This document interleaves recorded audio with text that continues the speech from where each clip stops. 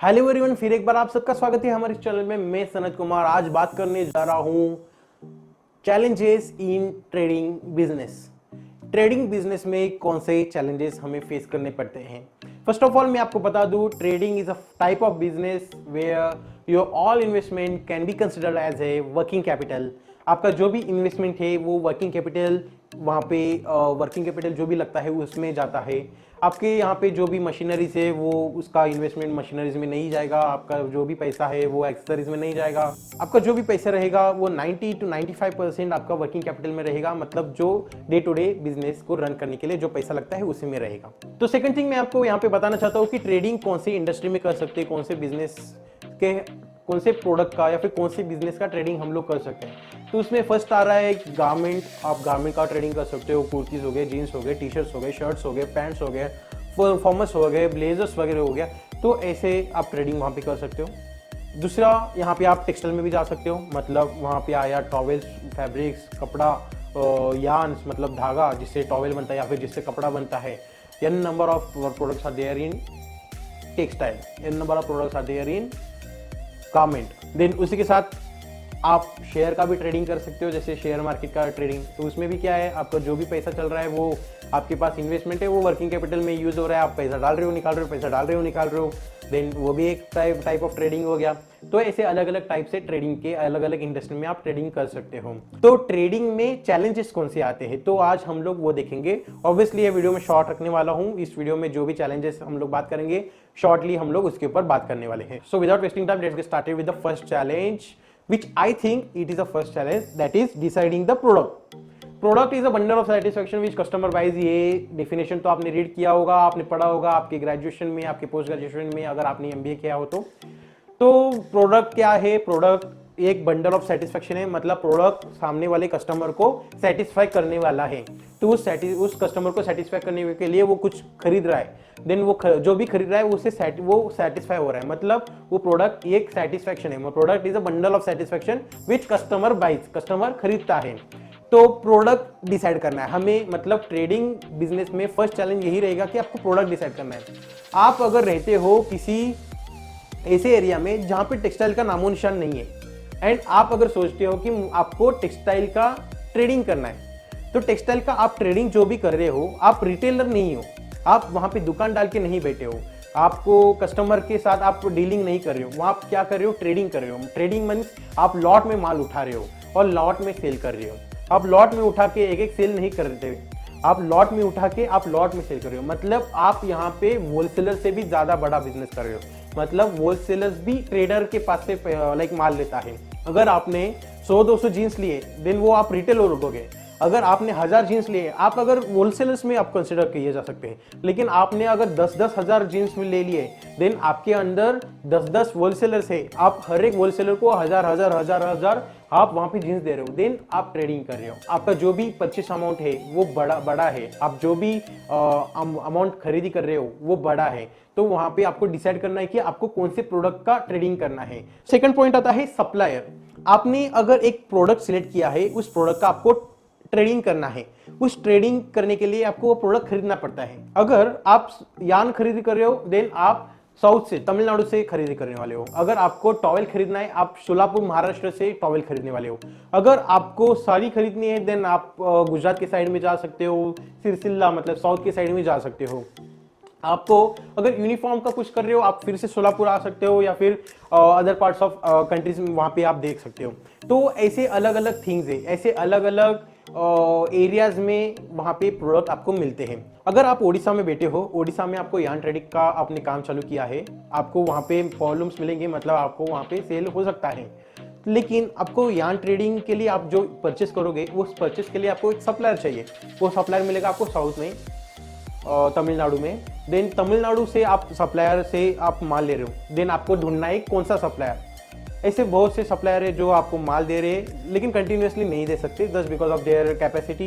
Then आपको ये decide करना है कि वहाँ पे आपको सप्लायर कौन है। आपको सप्लायर को चूज करना है, कौन सा सप्लायर आपको अच्छे से माल दे सकता है, अच्छे क्वालिटी का माल दे सकता है, कम रेट में माल दे सकता है, उसी के साथ कंटिन्यूअसली माल दे सकता है। क्योंकि ट्रेडिंग बिजनेस में सप्लायर भी बहुत ज़्यादा इंपॉर्टेंट है और ये एक बिगेस्ट चैलेंज है, मैं ऐसे सोचता हूँ, जस्ट बिकॉज सप्लाई उतना नहीं होगा देन आप ट्रेडिंग क्या करोगे, आप प्रोडक्ट सेल क्या करोगे। तो नेक्स्ट पॉइंट आता है टाइमिंग। टाइमिंग में दो है, purchase order and sales order. आप परचेस ऑर्डर कब देते हो उसका टाइमिंग, और सेल्स ऑर्डर कब लेते हो, कौन से हिसाब से लेते हो उसका टाइमिंग।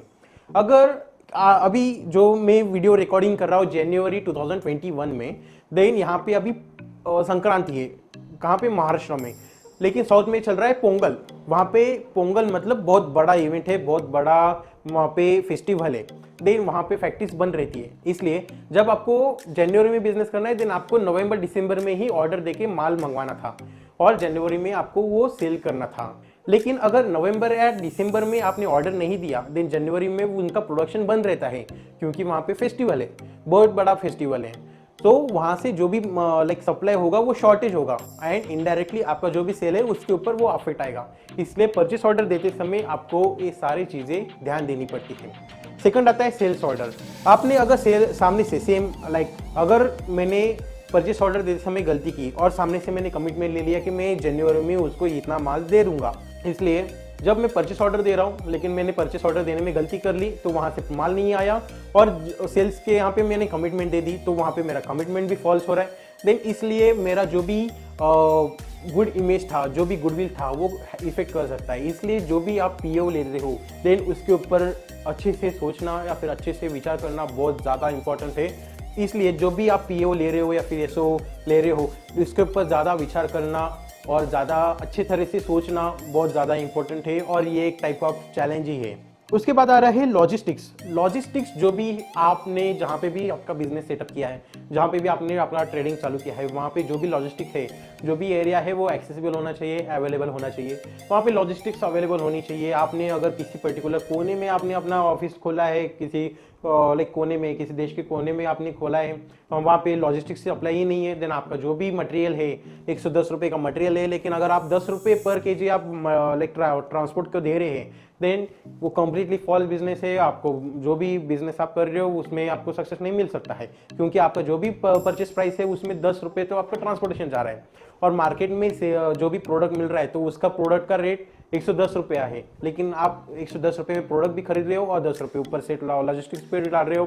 देन आपका फिनिश प्रोडक्ट मतलब या फिर आपका लैंडिंग रेट क्या पड़ गया, आपका लैंडिंग रेट पड़ गया 120 रुपीज़, मतलब 110 का माल 10 रुपये ट्रांसपोर्टेशन, 120 रुपये में आपको माल पड़ा, उसके ऊपर आप मार्जिन लगा रहे हो। अगर वही सामने वाला पार्टी माल ले रहा है या फिर उसका ऑफिस ऐसे जगह पे है जहाँ पे, या फिर उसका जो भी सेटअप है ऐसे जगह पे जहाँ पे लॉजिस्टिक सप्लाई है एंड उसे ट्रांसपोर्टेशन कम पड़ रहा है, लाइक 5 रुपये पड़ गया, 6 रुपये पड़ गया, तो आपके यहाँ से 4 रुपये पड़ रहा है, मतलब उसको माल मिल रहा है 116 रुपये में और वो 118 रुपये में बेच रहा है, लेकिन आपको माल पड़ रहा है 120 में, आप बेच रहे हो 122 में। तो ट्रेडिंग बिजनेस में आपको लॉजिस्टिक्स भी देखना है, और लॉजिस्टिक्स देख के ही आपको अपना जो भी लोकेशन है वो डिसाइड करना है। नेक्स्ट पॉइंट है वेयर हाउस एंड सेल्स।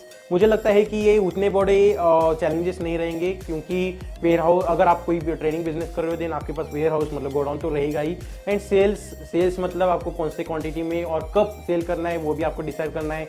तेजी मंदी आपने सुना रहेगा, जैसे कि अभी शेयर मार्केट में तेजी चल रही है, देन आप क्या करोगे, रुक रहे हो, जब मार्केट उतरने वाला होता है आप बेच रहे हो, क्योंकि आप ज्यादा प्रॉफिट बुक करना चाहते हो। सिमिलरली आप अगर ट्रेडिंग कर रहे हो देन आप माल ला रहे हो, और जब मार्केट में लाइक तेजी हो रही है, जैसे कि हो गया अभी सिचुएशन ऐसे है कि कॉटन के रेट्स बढ़ गए, 180 रुपए वाला जो भी यान है वो 220 रुपए में चल रहा है, देन 20 रुपए से 40 रुपए से कॉटन के रेट बढ़ गए।